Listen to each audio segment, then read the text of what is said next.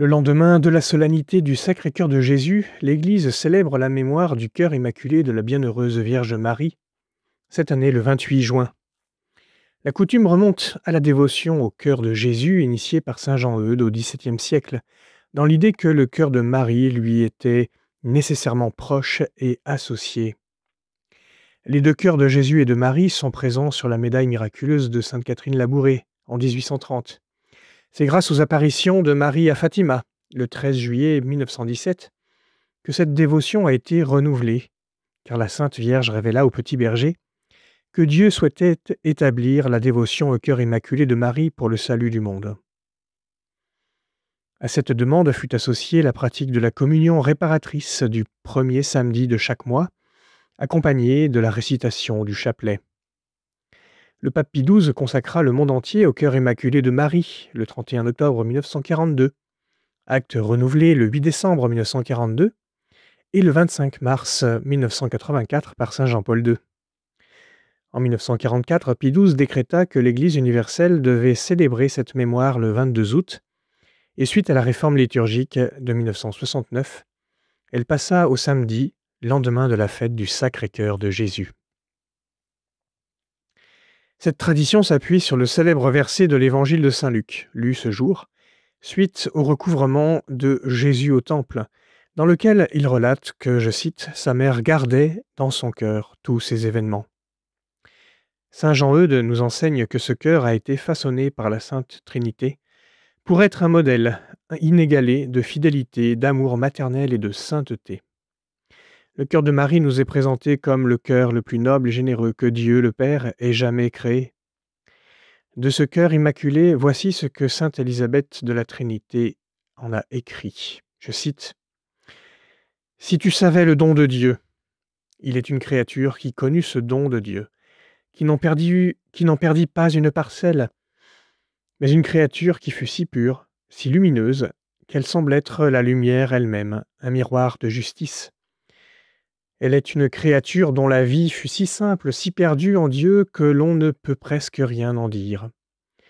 C'est la Vierge fidèle, celle qui gardait toutes ces choses en son cœur. Elle se tenait si petite, si recueillie en face de Dieu, dans le secret du temple, qu'elle attira les complaisances de la Sainte Trinité. »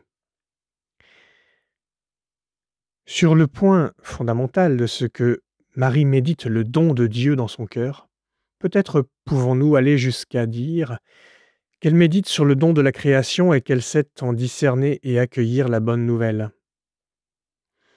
Lors d'autres fêtes mariales, nous avons pu réfléchir sur les titres de Marie comme mère de la création ou encore reine de la création.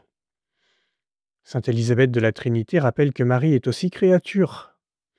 Son cœur s'en trouve par le fait même appartenant à l'ordre du créé. On peut donc penser qu'elle a une place pour le mystère de la création, et en particulier l'état actuel de la maison commune dont la créature humaine est censée prendre soin. À quoi la première lecture de cette mémoire compare-t-elle implicitement le cœur immaculé de Marie ? Je cite : « Comme la terre fait éclore son germe et le jardin germer ses semences, le Seigneur fera germer la justice et la louange devant toutes les nations. » Le cœur de Marie est comme une terre féconde de laquelle germent les bons fruits, ceux de la justice, ceux de la louange, mais c'est le Christ lui-même qui y germe. Le deuxième aspect qui attire mon attention à partir de ce mystère du cœur de Marie est celui de la pratique, de la réparation. Il s'agit de réaliser un acte de piété pour réparer le mal que nous avons commis par nos péchés ou que d'autres ont commis. Il me semble alors tout à fait justifié que nous incluions la réparation pour le mal commis par nos péchés contre la création et de ce fait contre le Créateur. Abîmer l'œuvre de Dieu devrait nous remplir d'horreur et de contrition. Le spectacle de la crise écologique devrait maintenir présent cette horreur dans nos cœurs et nous inciter à la pénitence en demandant pardon, puis à faire réparation, soit en nous engageant concrètement, soit en priant, notamment la prière du chapelet. Il en existe deux formes depuis peu dans le cadre de la spiritualité écologique de la création.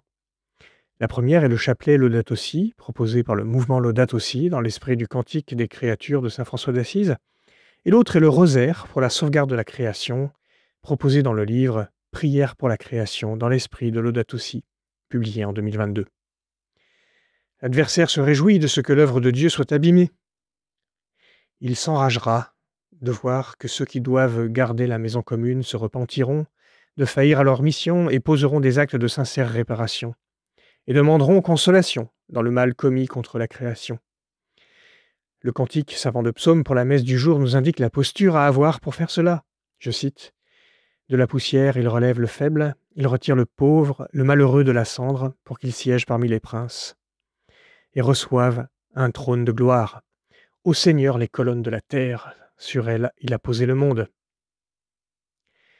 C'est bien l'humilité qui nous reconnecter avec l'humus de notre nature créée et qui nous permettra d'accueillir le mystère de la création dans notre cœur et de nous engager à la réparation, tant écologique que spirituelle.